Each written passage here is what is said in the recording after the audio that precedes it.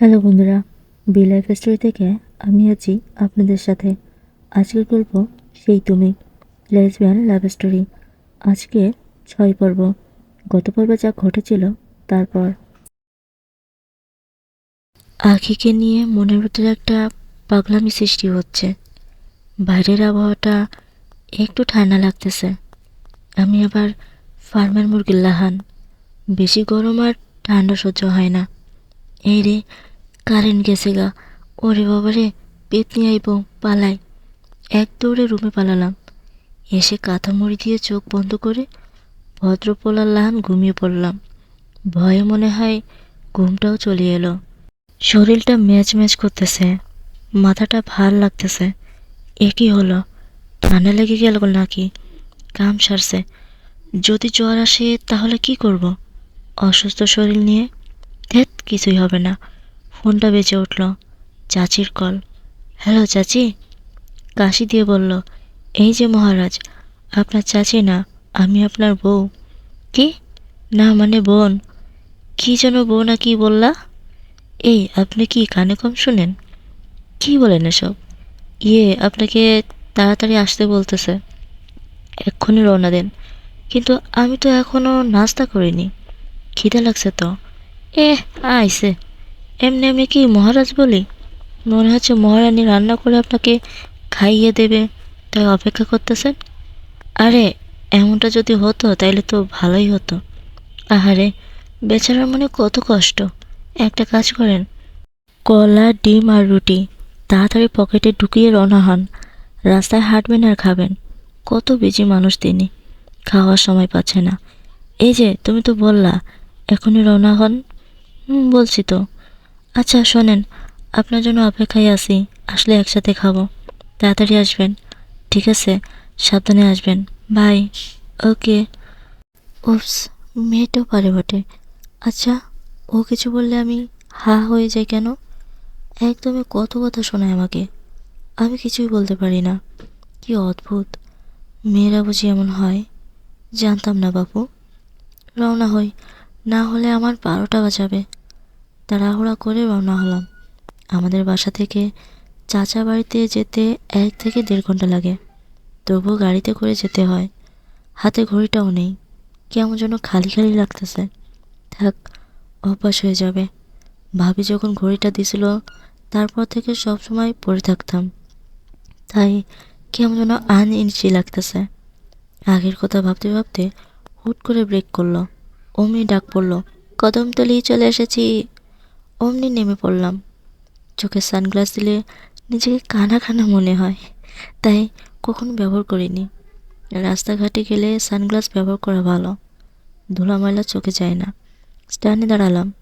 রিক্সা মামাকে ডাক দিলাম, মামা কদমতলি যাবেন? মামা বলল চলেন। অমনি ঝপাং করে উঠে বসলাম। 10 মিনিট রিক্সায় বসেছিলাম। চলে এলাম বাড়ির সামনে। রিক্সা ভাড়া মিটিয়ে চাচার বাড়ির সামনে দাঁড়িয়ে আছি। বুকের ভিতর ফুটবল খেলতেছে, ভয় লাগতেছে।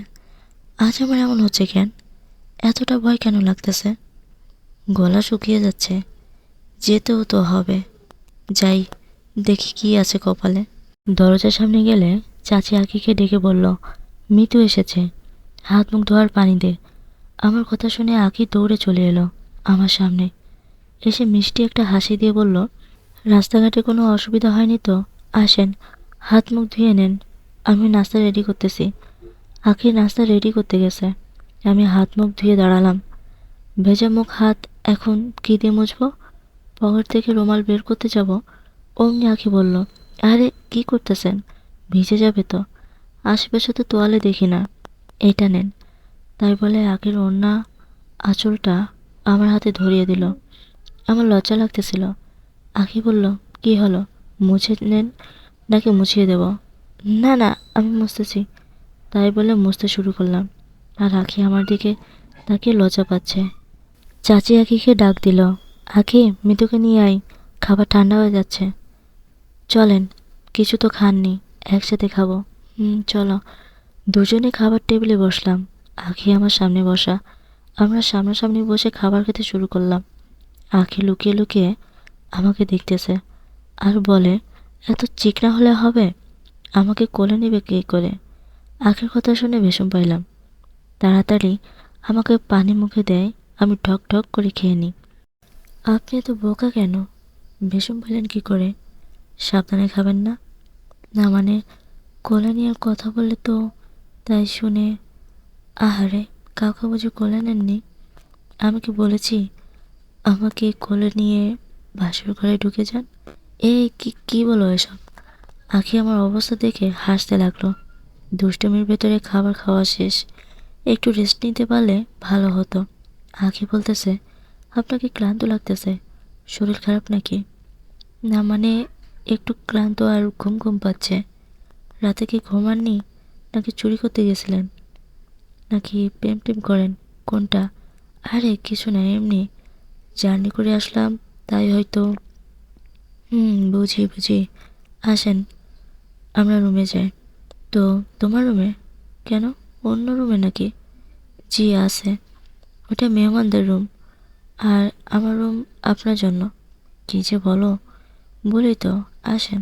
দুজনে হাঁটতেছি, তখন আগে বলতেছে, আমার না একটা গান মনে পড়ে গেছে, বলবো? বলো শুনি। মারবেন না তো? না, মারবো না। ঠিক আছে, শুরু করলাম। এসো এ স্বামী জান, এসো আমার বাসর ঘরে। গানটি বলে খিলখিল করে হেসে দিল আখি। মিতুও হাসতে হাসতে পেট ব্যথা। পাগলিটা কি বলে এসব? আখি, মার খাবে নাকি ভালো হবে? আমি আগেই বলেছি, মারবেন না তো?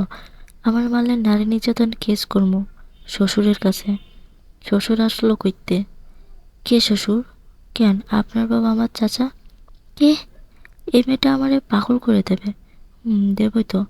এই যে, খাটে শুয়ে পড়েন, আমি মাথায় হাত বুলিয়ে দিই। আর না না, কিছু করতে হবে না। এত বেশি বোঝেন কেন? দেবো মানে দেবো, শুয়ে পড়েন। না হলে কিন্তু। কি? পেতনি ডেকে দেবো? আবার পেতনি? জানোই তো আমি ভয় পাই। এই জন্যই তো বললাম। আচ্ছা, শুয়ে পড়লাম। আমি বালিশের উপর মাথা রেখে শুয়ে পড়লাম। আখি আমার মাথায় হাত বুলিয়ে আর আস্তে আস্তে চুল টেনে দিচ্ছে। আমি তো আরামের ঠেলায় ঘুমিয়ে গেছি। আমি গভীর নিদ্রায় ডুবে গেছি। আখি আমার দিকে চেয়ে আছে আর মনে মনে বলতেছে, নিষ্পাপ বাচ্চাদের মতো লাগতেছে, একটু বোকা টাইপের। সমস্যা নেই, এমন হ্যাংলা বর আমার অনেক পছন্দ। বউয়ের কথায় চলবে আর অনেক ভালোবাসবে। এসব ভাবতে ভাবতে আখি আমার কপালে আখি মিতুর কপালে কি করলো তা জানার জন্য আমাদের সাথেই থাকো। আর হ্যাঁ, গল্পটা কেমন লাগতেছে অবশ্যই কমেন্টে জানাবে, আর একটা ছোট্ট করে লাইক করে দিবে। আবহাওয়া এখন চেঞ্জ হচ্ছে, অনেকে অসুস্থ হয়ে পড়তেছে। তো বন্ধুরা, সবার প্রতি খেয়াল রেখো, আর হ্যাঁ, আমার জন্য দোয়া করো। আমিও নিজেই অসুস্থ হয়ে পড়ছি। পরবর্তী পর্ব আসা পর্যন্ত ভালো থেকো, সুস্থ থেকো। আল্লাহ হাফেজ।